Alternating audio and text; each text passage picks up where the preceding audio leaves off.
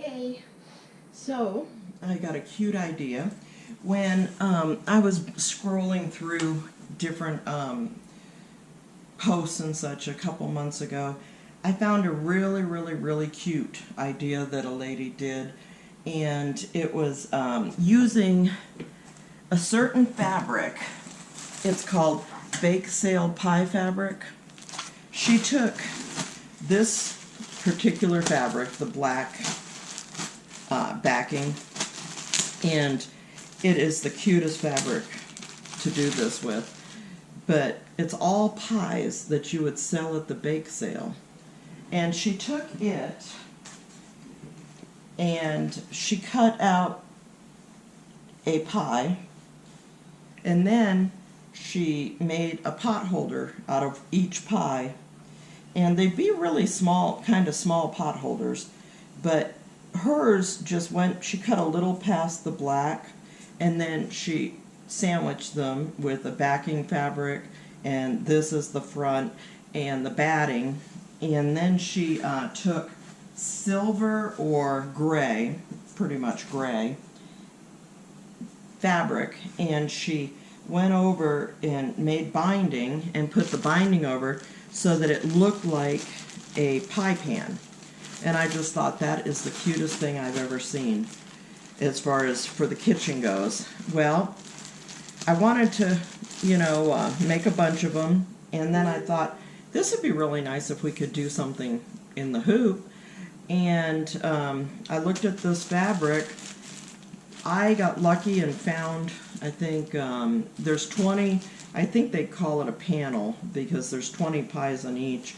And I got lucky, I think I've got 6 panels, but it took several months of finding this on black. And this came from a recent purchase. It was like something every other day or so I would just do a search. And the only stuff I'd been able to find was the cream colored background, which will work. And the problem is, it's like $18 a yard because it's so desired. I guess a lot of people saw the post and wanted to do it. So I said, now hers would look more like this because they'd be round. But once you do one of these, and it's really a lot of work doing the closing of the circle and stuff, but these are cute. I made these in the hoop. Several different ones, and some of them aren't closed yet. But I thought, you know what, it's easier if I just do square hot pads, and you can use them as pot holders if you want, but I like to use stuff on the table, for I don't really put pans on my table, but I put the serving dishes on hot pads. So I made square hot pads because it's so much easier than putting the whip stitch and such on a circle. And so I've made these two here at the moment, and they're very easy to do. I'm going to upload the design to do it in the hoop on Dream Machine and sign Baby Lock, that's 2 words, Destiny. So Brother Dream Machine and sign Baby Lock Destiny. And if you join the group, it will be in there. And when you ask to join, there will be 2 questions. It's just to see that you're not I guess a robocall in a way of some sorts. The questions to make sure that you really want to get in the group. So just answer the 2 questions. But this way, what I'm doing now is much easier than what I was doing. And this is something that if you can't get into the group or you're not in the group, you can leave me a comment with an email and I'll send it to you in an email. So the first thing that you're going to want to do is iron all your fabric. Let me see how this looks. All your fabric and get it ready to use for the design. And all of these that I've done are in the 9.5 inch hoop. So this, right now, the design is for the large hoop only. I will try to minimize it so that it's an 8x8 too, but right now it's just for this hoop. So you're going to need to hoop a layer of no-show. You do have the option, if you don't want to hoop no-show, you could go ahead and hoop 2 layers of the Embroidery batting. This is that helps with the, you don't want to use just regular batting. If I used anything, I would use at least 1 layer of Embroidery and a layer of Warm and Natural, but I'm using 2 layers of Embroidery. And you could hoop the Embroidery with the top fabric for the first part of this, but you're going to be wasting a lot of fabric and a lot of Embroidery, and I always find this to be a little expensive, so I don't want to waste. So I've got 2 layers of Embroidery, and it's just the size of the hoop, and normally I'd probably cut it a little over the hoop, but I didn't do this batch as large. And then you want to take your very first fabric, which we'll call my table fabric, because to me it looks like a pie sitting on a table. And we're going to put that on top of the 2 layers of Embroidery and the hooped no-show, and click it into place. And you're going to want to smooth this down, and I really watch it when it's doing this. So you've got your embroidery design. The first thing that stitches out is going to be a square. And as it stitches out, keep your eye on it and smooth it a little bit so it doesn't get a pucker in it. Some, like the thinner fabrics, tend to pucker easily. I've had some of the higher quality fabrics on here and it doesn't do it as easily as this is a thinner fabric. I don't know why. It's a Mary Embroidery, so it's expensive. But you want more fabric on all the sides than you need. There we go. Yeah, this one's going to pucker a little bit, but see how I'm manipulating it?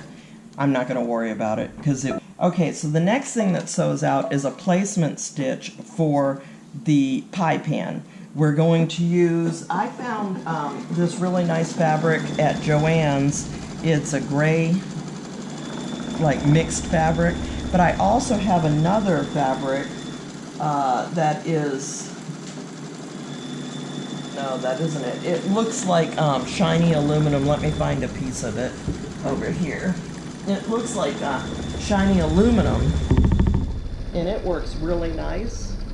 But you can see this checkerboard pattern through the fabric, so that's why I'm not using it on this one. I'm using it on the plain. Okay, then you've got your placement stitch. So you take the pie pan fabric and you'll put that down next, and you'll go ahead and stitch it.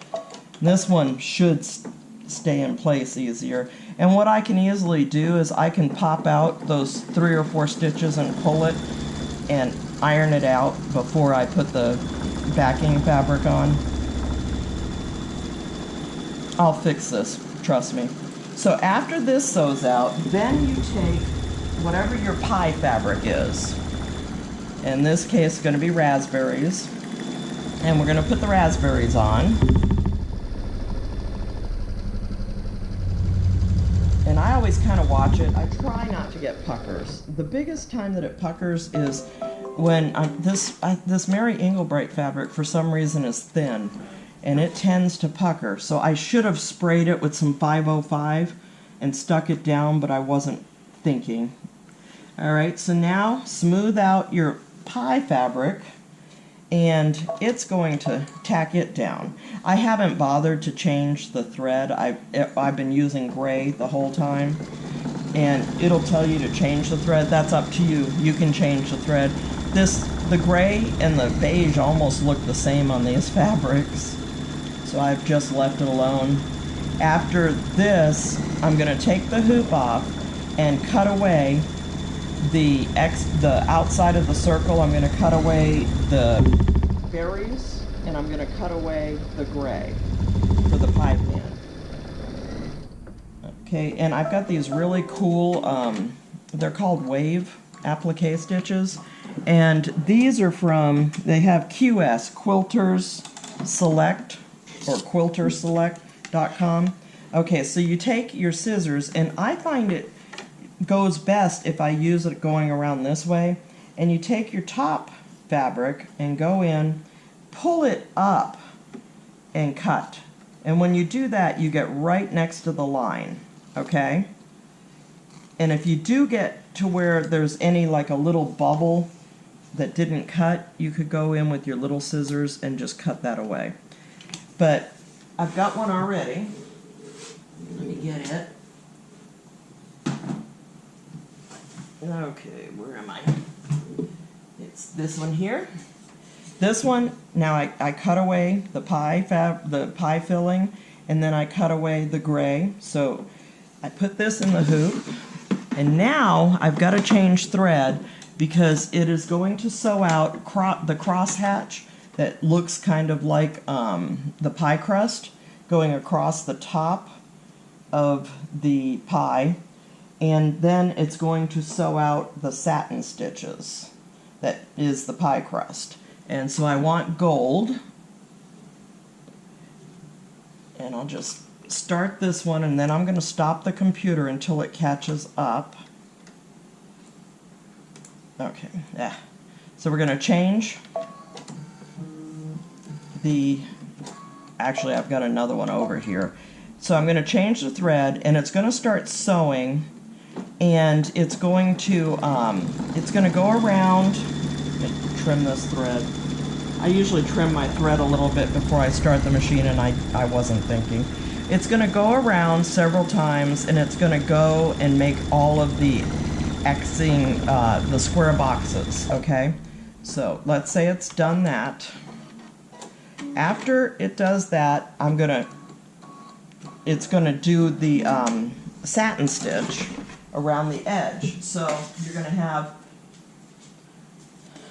after it goes and it does the squares for your pie pan or your crust, it's going to go around and it's going to fill in over the area that you cut away, and you'll see the first one that you do that it's a rather wide piece that it fills in. It goes around like 4 or 5 times. So if you have a little bit of stray fabric when you're cutting, let me see, which one did I have? On this one, when I was cutting, if there was a little bit of stray fabric right here, all of that is going to get caught under the satin stitches. I made that pretty wide. Okay? So let me forward to the next part. Now, after it does the pie top, it's going to do the satin stitch. Then the next stitch is a decorative stitch that I put on top of the pie crust.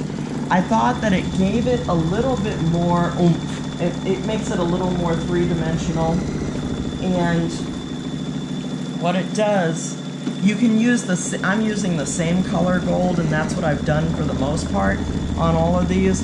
But it goes over it, and if any of your pie crust is showing through, it really covers it up after this. And it just does like a little, it's not a zigzag, it's kind of a diamond, or it's just a little stitch. I didn't fast forward enough. Okay, so we've done that stitch. Now, the next thing we have to do is let me get the next one. So it's gone around and it's done that fancy little stitch. And then we're going to put the next one in. You're going to have all the same one.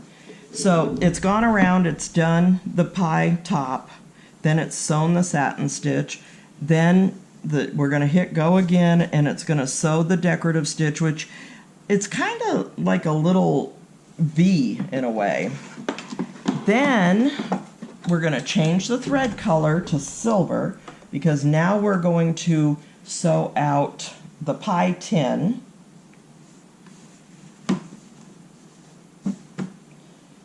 Silver. Okay. 3 thread. sorry, and cut my thread away a little bit. I always cut, it's about 1 inch worth of thread away. Alright, so let me make sure I'm in the right spot. I believe I am. I'm going to say okay. I'm not in the right spot. Let me get in the right spot. Now I'm in the right spot. Now it's going to sew out. Am I in the right spot? I don't think I am. Once I change, it's going to sew out the gray satin stitch, which would be right here on the edge. So it will sew out this satin stitch. That'd be the next one. And we put it back in. Yes, that lines up. So that other one is a different pattern I'm working on. And so I'm going to forward through. On this one, it's going to sew out another decorative stitch on top of the gray. And I just keep using the same silver color that I was using. So this is kind of like triangles that sew over each other. You know, the bottom of the triangle sews over the other triangle, and it just makes it a little more decorative. I don't know how well you can see that. And when it gets through sewing out that last decorative stitch, that's when we're going to put a backing on. So it starts out where you sew you hoop your 2 layers of, you hoop your no-show, you hoop your 2 layers of batting, then you lay down your topping fabric for the tabletop or the background color, and you're going to sew out your square. Then you're going to sew out your first circle, which puts down the pie dish. And at this point you could take it off and you can go in here and you can cut this away, or you can do it like I do, where you leave it on and then do your fruit. I leave the pie dish on and I do the fruit. Then I go in and I trim away the fruit and the pie dish. So first I trim away the fruit to get down to the pie dish, and I try to stay as close to the stitch line as I can. When I have them mixed, if I miss a little bit, I take my snips and I just go in and snip away. Now if you don't want any eyelashes on your fabric, this is Timeless Treasures, I think, and my eyelash threads are not very bad on Timeless Treasure. But if it's a less expensive or a not as well made fabric as the Timeless Treasures, you get a lot of the little what I call eyelashes, and it's the fabric is not woven as tight on some runs as they are others. So you can save this for applique. After you take away the pie filling around the circle, you go in and you take away the pie pan. And I like going the other way better, but this will be fine. And as I do it, I pull the fabric.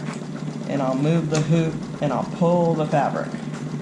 Then the next stitch that's going to happen after you get all of this taken away is it's going to put in that, what I'm calling a crosshatch. It's the squares that go around the inside of the pie to make it look kind of like a lattice pie work in a way. I couldn't find a stitch that I liked. I did not like the thick. I did one that was like pie pieces, and I didn't like the way it looked. But after you do this one,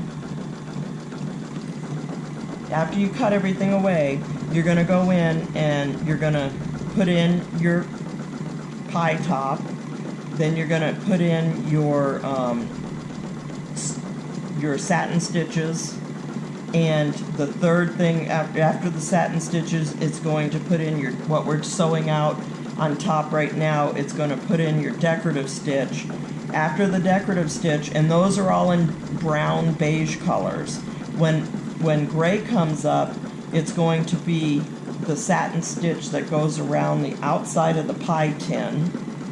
And then you can either leave the same color gray in the needle, and I usually just leave the same color in because it looks different.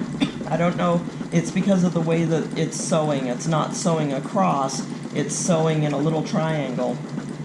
And so after that sews out, then you're ready to do your backing. And to do the backing, see, we've got the satin stitches, we've got the for the gray and the beige. This one's done a little differently, so don't look at the stitch. These are all tests that I've been doing. And then we've got our decorative stitches on top. Now to put a backing on this is what we're gonna do. I've cut larger than the hoop fabric, larger than the hoop, and I've got it here at my ironing board. And on this I'm going to use the red. So what I will do is take this fabric and I'm going to cut it almost in half. I'm going to leave one side just a little smaller than the other, about an inch, inch and a half. And I'm going to press it to give me a line. Then take my scissors.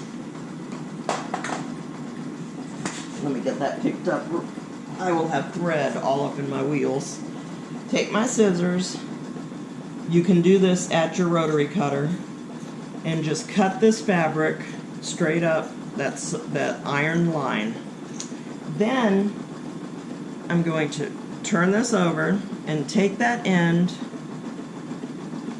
I'm going to take my Easy Steam A2 by Pellon Light, or you can use the rolls of Heat and Bond. You can use like your scrap pieces and stuff. You just cut it a little smaller than this. Let's just use this Heat and Bond on this because it's sitting here. This Heat and Bond, I always have scraps from all these projects, and it's like, might as well use it, right? So you can use this or Heat and Bond, and this isn't even perfectly straight. Just iron it down. I'm going to cut away this bottom section here. And then iron it down. So on this part, I've got the Heat and Bond. Oops, sorry. Let it cool a tiny bit.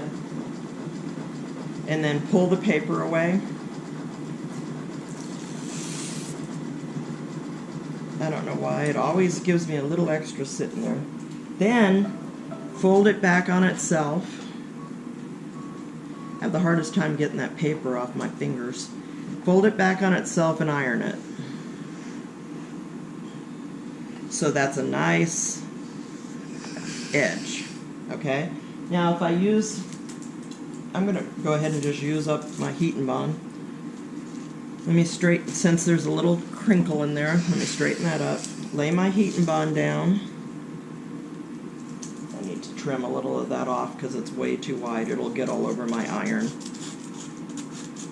This is a good way to use up your leftover pieces. If you're like me and you use Heat and Bond on applique and stuff, you end up with a lot of scraggly pieces of Heat and Bond laying around. And this is a good way to use it up, and it's a lot cheaper than buying the other stuff I have. Okay, so lay this one down, iron it on, cut off this end so it's just near the edge. Iron it down, then take off the paper and turn it over. Now this is the larger side. I have the smaller side and the larger side. On the larger side, I'm going to take either another layer of Heat and Bond or this Steam-A-Seam Light. I like Steam-A-Seam because it's double-sided tape. I'm going to put it down,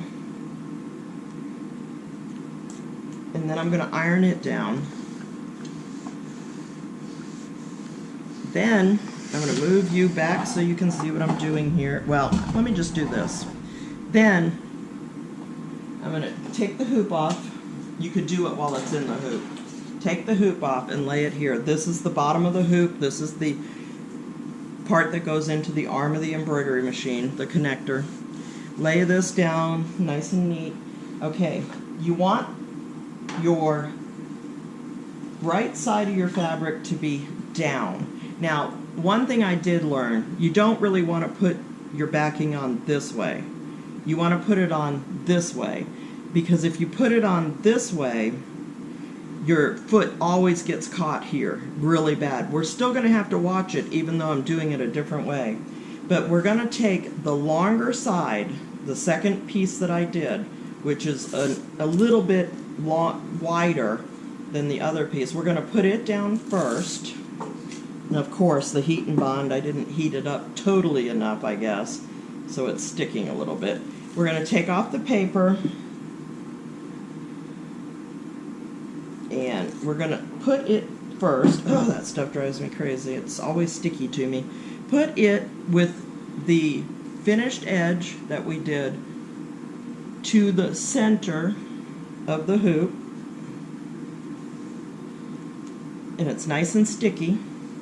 Then we're going to take the second piece and put it over here. Now you see it, the whole hoop is definitely covered, and the wrong side is up. The sticky part of it is up. Then I'm going to take just, if I had, well, let me just, I'm going to take some, yeah, it's got to be up here, some tape, and pray that I watch this well. Now, you might want to put a couple pins, but you got to be careful and watch that the needle doesn't hit it. Let me bring you back over here. Okay. So I'm going to put it back in the hoop. Now, this is the final stitch. It's a square.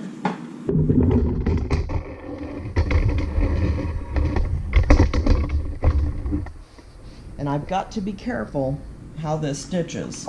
Put my needle, my foot down, pull my thread that was sitting there. Now, I need to pay close attention when it gets up to the top, because the foot can easily get caught in the fabric.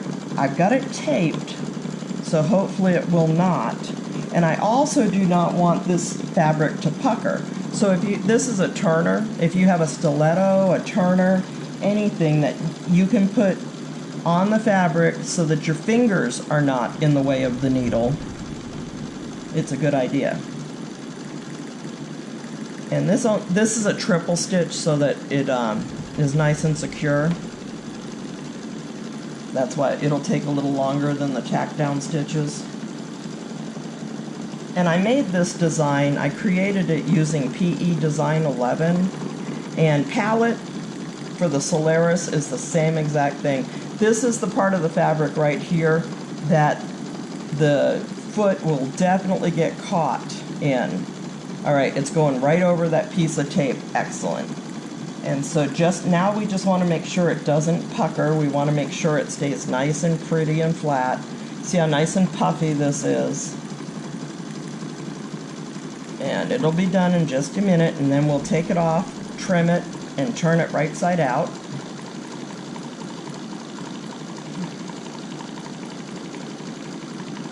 I love this new machine. I still have my Destiny sitting over there, but I was going to do this on the Destiny or the Luminaire, but using that palette, or, well, PE11 is what I have. Oh my gosh, that stuff is fantastic. Now, if you don't foresee yourself purchasing a Luminaire anytime soon, if you're going to wait and see if they come down in price, or I don't know, that everyone thinks they're so expensive, but in reality, I paid the same thing for this Luminaire that I paid for my original Dream Machine.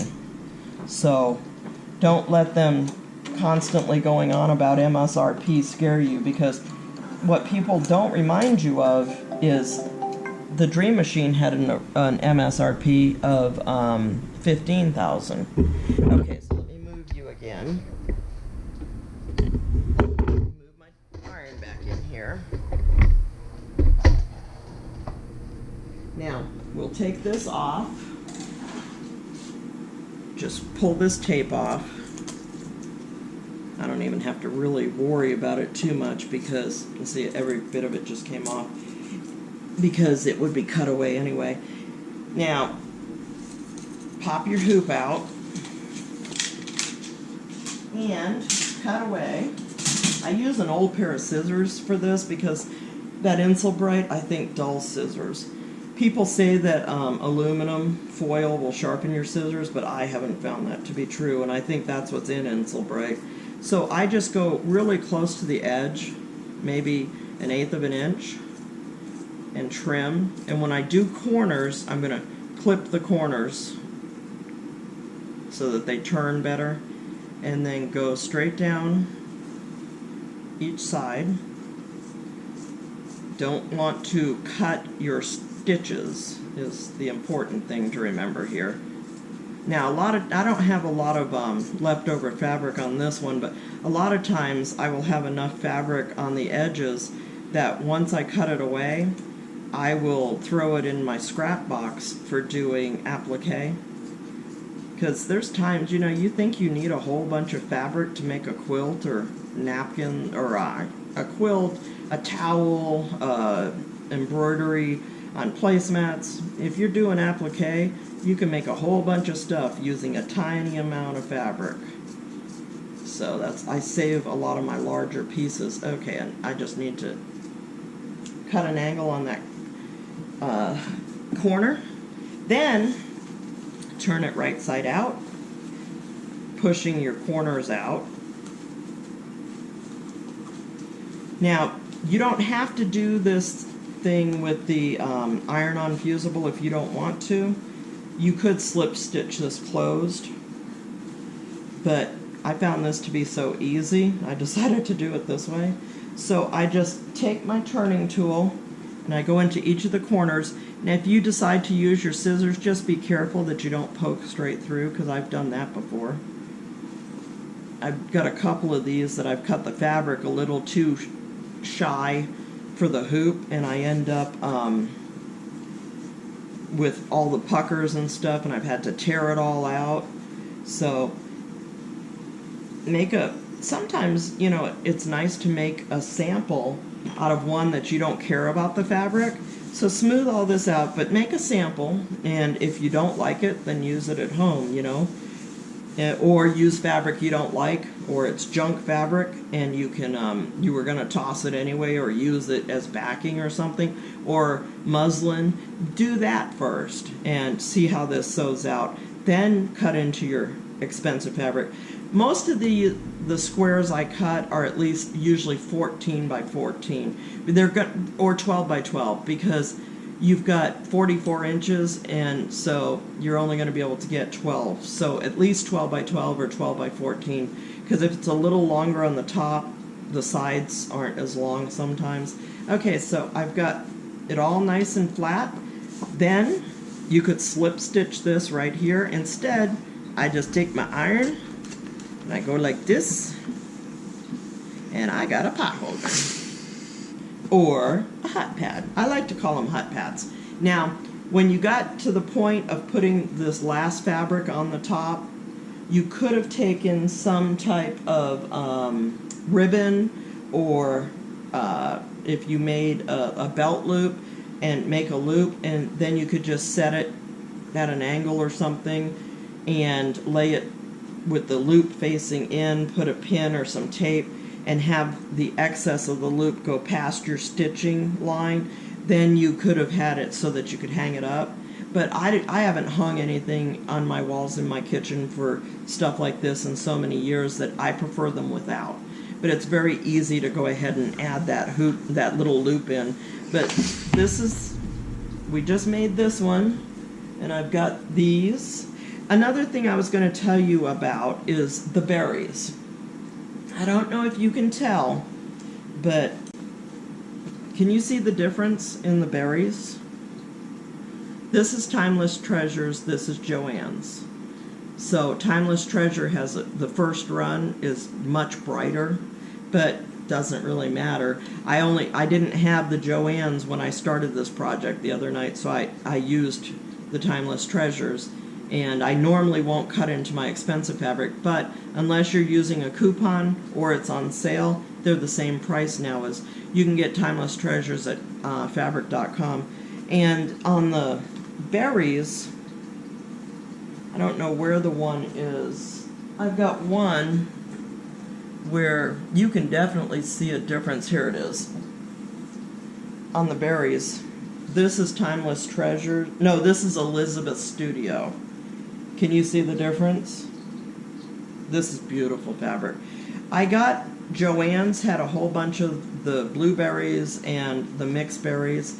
I got the apples and the Timeless Treasures at fabric.com. And then the Elizabeth Studios, I found some of that, I think, on fabric.com, but most of it I got off of eBay. There was a person that had a whole bunch of stuff. But I bought all of this fabric to do mason jars, and I've been looking for something else to use. Now you noticed the apples, my apple pie.